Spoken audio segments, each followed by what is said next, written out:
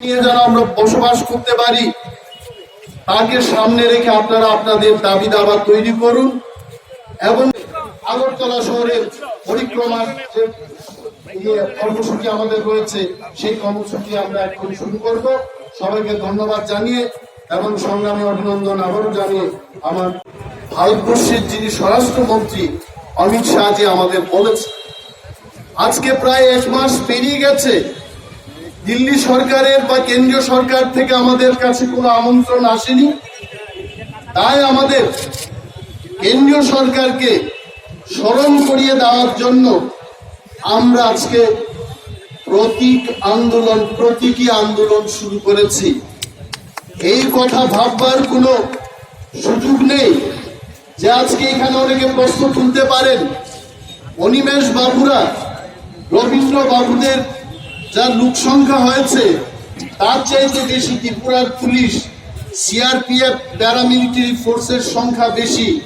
আমাদের ভয় নেই, আমরা সরকারের বিরুদ্ধে লড়াই করার আমাদের কোনো ইচ্ছা নেই। এই ত্রিপুরা রাজ্যে পিছিয়ে পড়া মানুষকে কিভাবে রক্ষা করা যায় সেই উদ্দেশ্য নিয়ে আমরা আগরতলা শহরে এসেছি।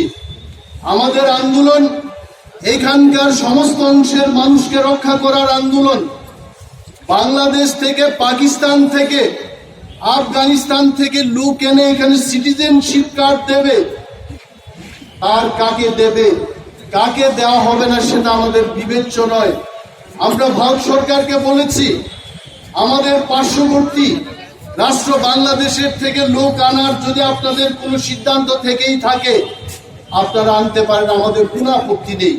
কিন্তু এই রাজ্যের ভূমিপুত্র 80 বছর আগে যাদের হাতে এই রাজ্যের ক্ষমতা ছিল তারা আজকে সংখ্যা লঘু হয়ে গেছে। তাদেরকে রক্ষা করে যদি আপনি 1 কোটি কেন 100 কোটির লোক এই ভারতবর্ষের মধ্যে আপনারা আনতে চেষ্টা করেন, তাদের আমাদের কোনো বক্তব্য থাকবে না। কিন্তু আমাদের বক্তব্য হলো আজকে ত্রিপুরার যে জনসংখ্যার ভারসাম্য আপনারা দেখেছেন, এডিসি আপনার 14-15 লক্ষ লোক সেখানে রয়েছে। আজকে এই সিটিজেনশিপ কার্ড নতুন করে যাদের হাতে কোনো ডকুমেন্ট নেই, যারা ত্রিপুরার মধ্যে লুকিয়ে বসবাস করছে, তাদের হাতে যদি সিটিজেনশিপ কার্ড দিয়ে দেওয়া হয়, আপনারা দেখবেন আগামী 2021 সালে যে জনগণনার যে প্রক্রিয়াটা শুরু হবে সেই জনগণনার রেজাল্টটা কি হবে আপনারা লিখে রাখুন। সেখানে আমরা এবিসির যা লোক সংখ্যা আমরা আছি আমরা হারিয়ে যাব। আমাদের সেই ভয় নিয়ে আমরা কেন্দ্রীয় সরকারের কাছে দাবি জানাচ্ছি এই ছোট্ট ত্রিপুরা রাজ্যকে সিএ এর আওতাধীন থেকে যেন বাইরে রাখা হয়। কি অপরাধটা করেছে আজকে অনেকে আমাদের হুমকি দিচ্ছে, বলছে আমাদের বিরুদ্ধে পাহাড়ি বাঙালির মধ্যে সম্প্রীতি বিনষ্ট করার চেষ্টা করছে এই যে এমসিএ।